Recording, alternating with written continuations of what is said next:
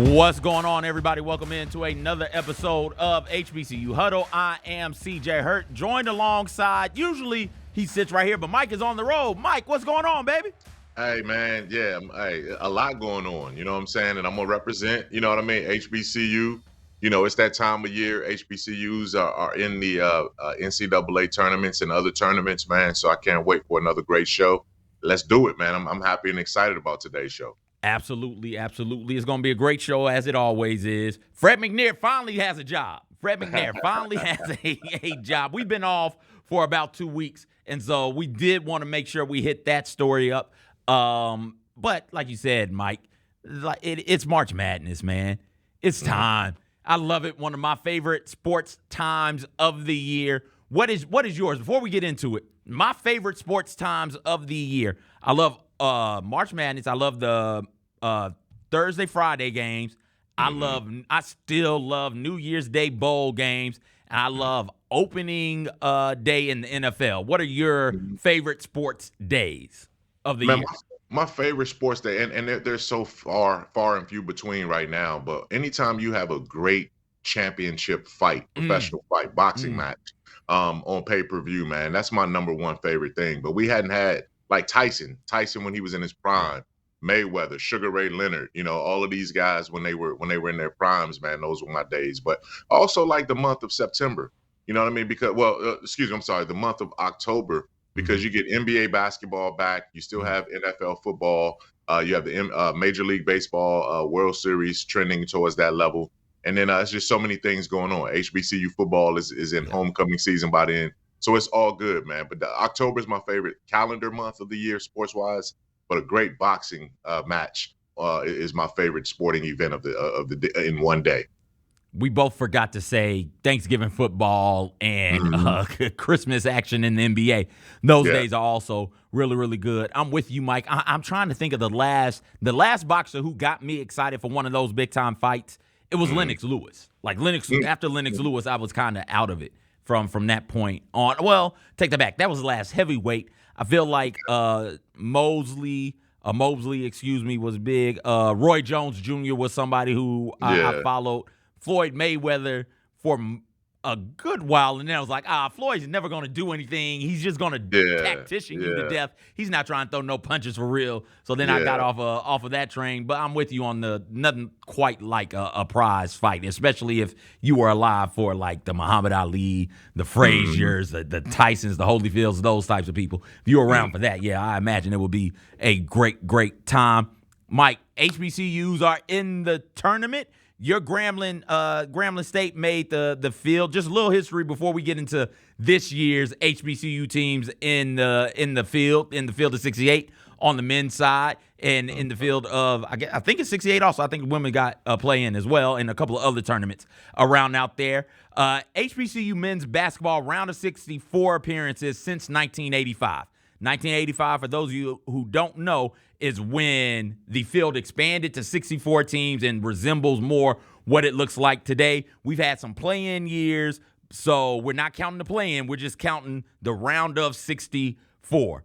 Appearances by HBCU since 1985. Texas Southern leads the pack. They've got 8 appearances. North Carolina A&T and Southern, they're both there with 7. For those of you who can't see, because you're listening to it on the audio version, Southern, one of the few HBCUs with a win in the tournament in the round of 64 since 85. Hampton, another HBCU that has a win in the tournament since 1985. They've made 5 appearances along with South Carolina State. Mississippi Valley State has made 4 appearances. Coppin State has made 3 appearances, and they also have a win in the tournament as well. Jackson State has made 3 appearances along with Norfolk State, who also has a win in the tournament. Alabama State and FAMU, along with Howard, Morgan State, and Tennessee State, they've all made it to the tournament 2 times since 1985. And Alcorn State, Delaware State, shout out to Kyra, North Carolina Central, Prairie View A&M, those 4 programs have made it to the tournament all one time each. Round of 64 record by conference since 1985. The MEAC is sitting there at 3-28. The SWAC is sitting there at 1-25. The OVC, because of Tennessee State, we'll just put Tennessee State up there. They're sitting there at 0-2. when we look at record by seed for HBCUs, 13 seeded HBCUs, they've had 1 win. 14 seeds are 0-4 in the tournament. 15 seeds are 3-18 in the tournament. And 16 seeds are 0-33 in the tournament. Mike, I just threw a whole lot of numbers out there at you real fast. What's something that stands out to you since 1985 about HBCUs men? This is all for the men also. The men HBCU basketball teams, how they fared in the round of 64. Well, I mean, if you give them, based on the information you just shared, man, if you give a decent seed, a 15 or a 14 type seed, a lot more competitive games will happen. But the 0 for 32 in the 1 versus 16. 33, Mike. 0 for 33. 33. Yeah, well, hey, listen, the Grambling State University Tigers are going up against Purdue in the 16-1 matchup on Friday in Indianapolis. That's probably as close of an upset chance as I think HBCU is going to get. That matchup, man, it's one. If Grambling had to draw a number 1 seed, Purdue was the team that I was hoping that they would draw in that situation, just because of the style of play and how Grambling can muck that game up. And they have someone that has some size in Aku that can sort of offset, a little bit of what Edie brings to the table. But at the end of the day, man, the seeding dictates your success. And HBCUs, because of the lack of respect for the conference and the overall competition level in those conferences, they don't get good seeds typically. And if you don't get good seeds, then you're always going, you're throwing Hail Marys out there. So the first 4 games, the opening day games are usually ones where HBCUs will have some success because they're going against like-minded and like-sized schools. As we saw with Howard really, really pushing, having a shot to win their game or go to overtime in their game this year, and then against Wagner, and then you had obviously Grambling knocking off Montana State. So those first 4 end games are ones where we've gotten wins, but after that becomes the David versus Goliath type situations. And nobody it's only happened once. It's only happened once as a 16 seed beat a 1 seed. Yeah, so, UMBC. UMBC knocked off Virginia that year. Yep. So we can say, we know that an HBCU is going to be a 16 seed, so let's pick from the 1 seeds. You're not going out there with good odds as a 16. And I know that we've talked about this, Mike, and I've talked to a friend of mine, Commissioner, the Commish. He used to be, he's Jessica's dad. I call him the Commish, just a little nickname. He used to be on, I do believe, the selection committee. I do believe if he wasn't, he's been a commissioner. He was a commissioner for quite some time in various conferences, and he points out that these smaller schools really like playing in the play-in because you're playing, like you said, Mike, against light competition. We count it as a tournament win if you win, and that means that 1, you get a tournament win under your belt, but 2, more importantly, you get money. Every win you get in the tournament, you get money. At one point in time, this was many, many moons ago, I would be willing to bet the cost of business has gone up. I think every tournament win netted your conference about $750,000, I do believe. And so you're talking about a payout like that. And so, of course, you would like to play in the play-in, play against somebody that's like you, as opposed to just getting into the tournament and then playing one of these higher-seeded teams where it'll be much more difficult for you to win. But, Mike, I'm with you. I think that if we gave HBCUs a different seed, a 13, a 14, although they hadn't done it as a 14 or even a 15, I think we would see more HBCUs win games in the tournament. But with that being said, I don't think HBCUs should be advocating for that, right? You want the money. That's what you want. That's why we play in the Celebration Bowl. Sure, everybody wants to see who's the best in the nation, but you're telling me the Celebration Bowl is going to break off $1 million? That's where we're going to go play, baby. So as a HBCU, I completely understand it. And here's hoping, fingers crossed, double fingers crossed, that Grambling State, forgive me, Mike, don't get mad at me, double fingers crossed that Grambling State gets out there and beats Purdue at the very least, give them everything they can handle. We saw Howard do it last year with Kansas. I remember I was sitting there with the Jessica Benson Show crew. It was me, other Jacob, Jessica, regular Jacob. I think Robbie might have been there. I can't remember. We were all hanging out last year watching the games, and regular Jacob tapped me on my shoulders like, CJ, is this real? Is this going to happen? And I looked over, and it was like a minute and a half left in the first half, and Howard was up on Kansas. I was like, oh, hot diggity damn. They're going to do that for Kamala. They're going to do it for Felicia Rashad. They're going to do it for Chadwick. They're going to get out there and get this win. The second half happened. We don't need to talk about that. Kansas turned it on, ended up running them out the gym. But that feels good. That's fun to see in the moment. And I would love to see Grambling State have a similar moment with Purdue. Yeah, and it's usually it's depth, it's the quality of the program, but the thing I'm saying, and I'm seeing more and more of these HBCUs who run into these juggernauts, is that they're not intimidated by the environment. You know what I mean? Coach Dante Jackson and Grambling State, just this year, they've already gone to Colorado and played Colorado. You know what I mean? They've played Iowa State. They played Florida from the SEC. They played these type of teams that have big time atmospheres, much more money in terms of resources, top tier recruiting. So when you go up against a Purdue, you're like, and as Coach Jackson said the other day after that game, yesterday, he said, look, we've been going up against giants. Mike just cut out on me, man. So when we get Mike will come back. Let me just read through. Mike, hold on to that thought. I'll read through. Kyra, thank you for telling me he's still there. I appreciate you being in my ear. His audio cut out on me. CJ, I got you now, Mike. Go ahead and finish your thought, man. Hey, I don't know what's going on with you, CJ, but me and Kyra got this thing on lock. We converse right listen, you Northeasterners aren't going to come and jump on me, man. Oh, yeah. I don't like y'all. Hey, you disrupted my flow, man. But like I was saying, the Gramblings, this year, Grambling State University has already played Iowa State. They played Colorado. They've played the University of Florida. They've gone into these massive environments, and they've seen the resources. They've matched up against all of these top tier recruits from these bigger conferences already this season. There were 4 or 5 games on Grambling's schedule where they played against Power 5 programs already. So they're not going to be intimidated in the environment looking at a Purdue. They look at a Purdue like, okay, so what? We've seen this before. And what it's going to come down to is, can they execute? What nearly hurt them against Montana State was that they just kept turning the ball over, man. Like, you can't just be sloppy with the basketball at this stage of the tournament. And, you don't want to give anybody else any more ammunition when you're already going to be undersized and undermanned a little bit. So I like their fighting chances. It's still a tremendous uphill battle. But if it's going to be an upset, I like I like some of the things Grambling is bringing to the table in this matchup. And oh, by the way, Purdue has not been strong at all when it comes to, they've been shaky in the NCAA tournament the past few years. They got knocked out on the first weekend a couple years ago. And the year when I think Zach Edey was a sophomore, they had Ivy, Coach Ivy's son, and they played their way out of a game and a chance to get to the Final Four. So we'll see, man. It's all fun. I can analyze this game, but I also know it's a 16 versus a 1, and a 16 from an HBCU has never beaten a 1.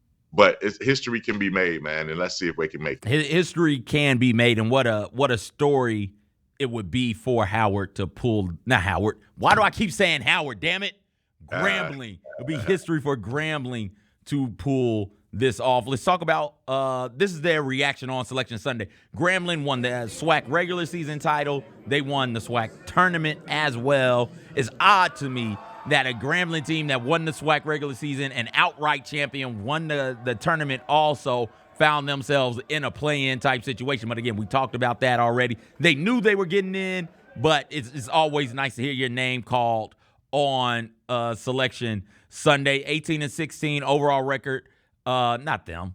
That's why am I doing 21-14? Why man. am I doing this? 21-14 overall record. Here's the issue, Mike. I've got Howard notes pulled up while we talk about Grambling, and I should not do that. Delete them, man. I got you. Well, we got to talk about Howard eventually. 21-14 is Grambling State. 14-4 in the SWAC. They, like I said, they won the SWAC regular season. They won the SWAC tournament. They won their play-in game. They will get to take on Purdue. Let's talk now about Howard. Been saying Howard. We're going to talk. We've been talking about Howard. We've been talking about Howard the last 10 minutes. We're trying to give Grambling some flowers, and you keep bringing up Howard. But you know what? Hey, listen, I went to Grambling. My tuition money for my daughter went to Howard, so I love them both, right? You know what I mean? So it's all good, man. It's all Howard came into the tournament 18-16 overall, 9-5 in the MEAC. They did beat Norfolk State in the tournament for the first time this season. For those of you who hadn't been following along, Norfolk State was the cream of the crop in the MEAC. Howard lost to them once this year. I don't know if they played twice. I can't remember exactly, but they lost to them. They got revenge. They did lose. They lost to them both times they played in really close contests. They got the third time was a charm, though. They played them in the championship game, got the win, back-to-back trips to the tournament for Howard. Now, last year, they did give Kansas a scare in the round of 64. This year, they didn't get to the round of 64. They got to the first four out to the play-in game. Seth Towns, one of the stars for Howard, began his college career in what year, Mike? Oh, I know it was 7 years ago. So do the math. 2016. Like 2016. Ooh, even longer than that, 8 years ago. Yeah. 2016. He was Ivy League Player of the Year in 2017, 2018. He redshirted medically. It was a red shirt in 2018, 2019, and in the 2019-2020 seasons. 2020, 2021, he played on an Ohio State team that made it to the NCAA tournament. In 2021, 2022, he took another medical red shirt. In 2022, 2023, he took a year off. And in 2023, 2024, that's this season, he got to the NCAA tournament with Howard. There's a great video making his rounds on social media about him talking after the game about what it's like to play for an HBCU and what it means to him to play for Howard and to play for HBCU and to be able to attend an HBCU for his higher education. And it's a really good video. You guys should go out there and find it. If I was doing my job better, I would have the video for you. But, Mike, it's hard not to pull for this kid, and I hate that Howard ended up getting bounced by Wagner, even though they had a bunch of opportunities late to tie that game up. Yeah, I mean, you talk about when you looked at Towns' resume right there and his career trajectory. I mean, he had a lot of issues that he had to deal with and face with injuries and transition, the COVID year and everything that was going on. But to go from an Ivy League to a major college like Ohio State and then come back to a HBCU, I don't know if anybody in the history of college athletics has experienced that level of academic and athletic exposure in terms of their careers. So he has a remarkable story. And kudos to him for being able to persevere and so to go out on a high note. But you know, at the end of the day, man, Howard had their chances. I mean, they were down, they came back. They had 3 shots from the 3-point line to win it or to send it to overtime, and they couldn't do it. But that's all you can ask for, man. And you know, Coach Blakeney for Howard, he had a big smile on his face as the buzzer sounded because he knew, hey, we gave everything we could. We had all of the shots that we needed to make this or extend this, and it just didn't fall for us. So you got to applaud the effort of Howard. They had a remarkable season, back-to-back years where they were pushing into the NCAA umbrella there. That's the sky's the limit for that program. They're recruiting at a different level now, and they're putting a lot of resources into their basketball program. And good to see. I think the future's bright for them. And Norfolk State, man, I think they're still playing in one of the secondary tournaments, maybe the CPI or something like that. They should have got an NIT bid. I was hoping to see them in the NIT field, but Norfolk State could be a strong team as well too when you look at the season that they've had. Kyra, I think, went out and found the Seth Towns video. Let's hear what Seth Towns had to say about playing for an HBCU.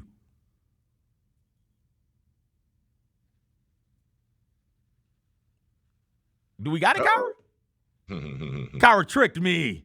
Oh, no. You went for the pump fake? I did. Kyra, whenever you get it, let me know, and we'll throw to it. Mike, you brought up Norfolk State. They are playing in the CIT.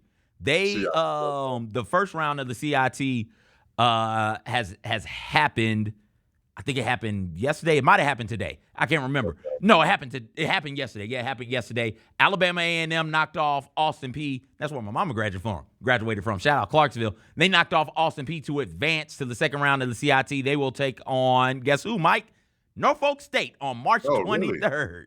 Wow. Yes, they will. So we'll get an HBCU on HBCU matchup. Texas Southern was also one of the men's teams in the CIT. They ended up falling to Charlton in their first round matchup. So there, you can watch those HBCUs continue their continue their seasons in a different tournament. And listen, man, there are so many tournaments. Mike, you brought up the CBI. So there's the NCAA, the NIT, the CBI, the CIT. Ain't no telling how many postseason tournaments. So if I'm not showing HBCU love, Leave a comment in the chat so I know what tournament they are in. Let's move over to the women's side, where Norfolk State won the MEAC. Mike, they will get the pleasure, after winning the MEAC, of taking on one of the best women's programs in the nation in Stanford, in what could be Coach Vanderveer's last run, maybe? She's getting up there in age. She's accomplished a whole lot in her career, but this might be it for her. And then Jackson State, they won the SWAC back-to-back years. They've won the SWAC. They get the pleasure of taking on who? They get the pleasure of taking on Geno Smith, Paige Beckers, Edwards, and UConn. So, there's a video. Wait, before we get to talking about the women, let's hear what my man Seth Towns has to say about playing for an HBCU. I can say that it's a true honor to play for an HBCU. It's one of the more empowering experiences that I've ever had, and it goes so much deeper than basketball, than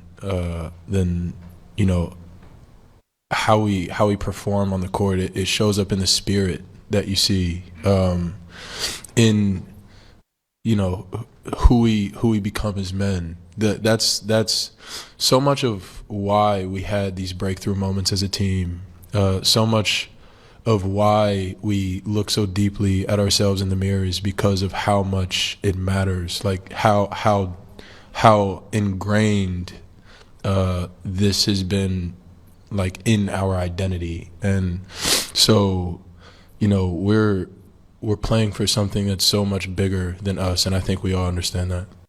That's incredible. I love to hear it, Mike. When you hear that, what comes to mind for you? The way that the men at Howard conducted themselves in defeat, they certainly lost the game, but they weren't defeated in spirit. There's another clip going around about one of his teammates, talking about how much that brotherhood means. That, look, our season is over, but our brotherhood with each other is going to continue the rest of our lives. So it's clear that this is a legacy. This is a bigger than just basketball for these men at Howard. And I don't want to say that that's exclusive to HBCUs, because you look over at Wagner, and that's the one thing, like, as much pride as I have of being a HBCU, a historically Black college and university alum, I also recognize the fact that, I'm rooting for Howard because, as I said, my daughter went there. I'm from Washington, D.C. I know a lot of people who went to Howard, and Howard is right around the corner from where I grew up. But I also look over at Wagner, and they have a court full of African-American men with a Black coach coaching them too. So you see, that one set of Black guys, aren't, superior to another set just because one went to an HBCU and one didn't. This is a group of guys that are coming together. But when you hear the stories and the messages that resonate through these HBCU athletes, it's a common bond and a shared struggle and a shared opportunity, man. And that's what I heard in Seth Towns' post-game comments right there. He's been at the Ivy League, he's been at the big time Power 5, and he's been at the HBCU. And I think Howard gave him a piece of a little bit of each one of those experiences, all combined together with a sense of pride that he took from that. So that's what I heard when he talked about it. What did you hear from it? It's the same thing, man. And while it's not exclusive to HBCUs, the experience that I had in college is closer to the experience that they have at Howard. And so it hits me a bit differently. You're going to watch these games, and you're going to look on the court, and it's just going to be Black dudes on the court. And a lot of these teams are coached by Black men, and we love that. I love to see Black people get an education no matter what university it is at. I don't look down on nobody who didn't go to a HBCU. I don't think that everybody should necessarily. HBCU is best for everybody from a financial standpoint, right? If you can get a scholarship to go to a Tarleton, if you can get everything paid for to go to Wagner, like I get making financial decisions. I love HBCUs though, all right? And I think that if you can, if everything is equal, you got a PWI over here, and you got a HBCU over here, and everything is equal financially, you should choose as a Black person to go to HBCU just because that cultural experience is so significant, so important. And when I hear that, I hear from Towns. When I heard that, what I heard was somebody who really immersed himself in the culture. We threw up how long he's been in college. Been in college since 2016, and it feels like from that clip he has, I don't want to say enjoyed, but the impact of being at Howard has impacted him more than being at two of the premier universities from a PWI standpoint in the nation. I thought that was refreshing to see. Kyra's on her job today, Mike. She can't be stopped. Let's go to this other video. You brought it up, Mike. Another Howard player also had some interesting things to say post-game, and this is one of the best parts about the tournament.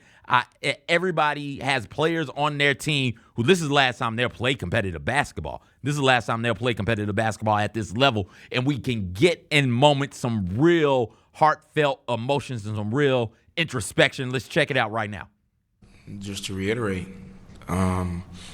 it comes down to basketball, but also comes down to having connections with who we are, not only as teammates, but human beings.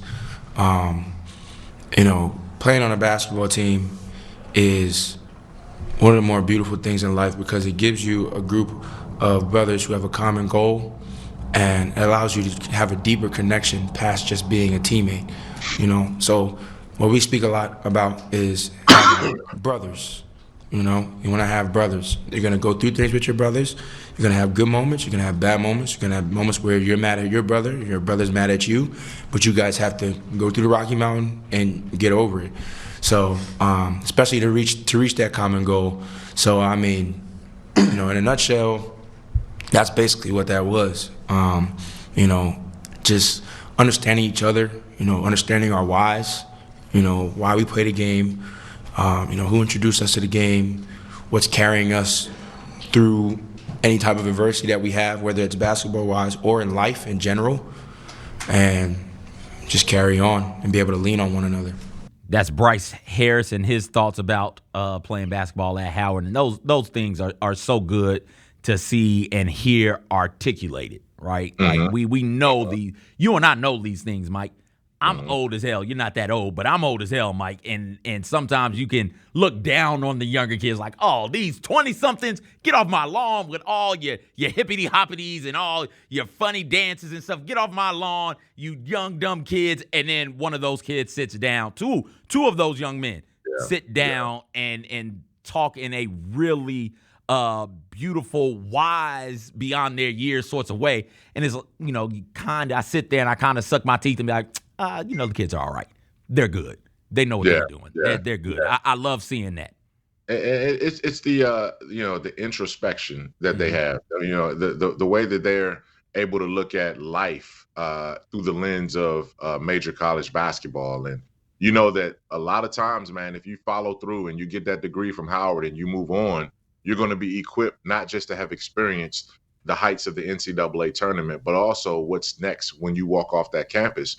You're going to walk into a boardroom. You're going to walk into a creative space. You're going to walk into a business or an entrepreneurial opportunity and be able to succeed because there have been giants who preceded you along that path. And I think Howard has done a great job of bringing back some of the greatest people who have ever been on that campus to sort of usher this next generation of guys and women through there. And you're hearing that resonate. So we're hearing those two videos that you just played are the greatest recruiting clips that anyone can imagine. So Howard needs to bottle those things up, dress them up, and then send them out in a blast to every applicant that has ever applied or even ones who haven't applied yet to showcase what their school is all about in the field of athletics and then beyond. They got to the NCAA tournament and they got to the Celebration Bowl this year. What a year for Howard Athletics. And their athletic director, I believe, was the one of the athletic directors of the year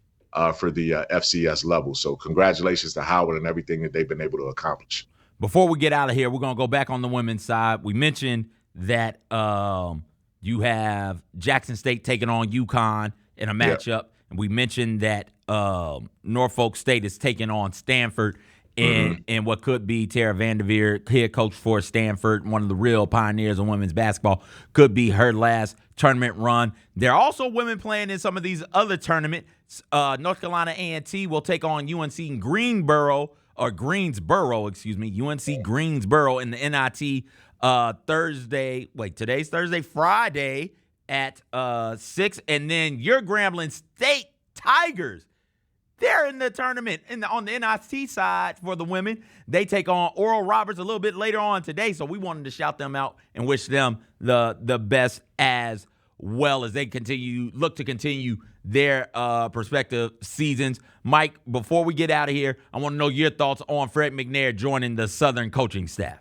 Well, before I give you that one, man, I'm looking at the Grambling men and the Grambling women both playing postseason basketball. One question: when did we become a basketball school? Right?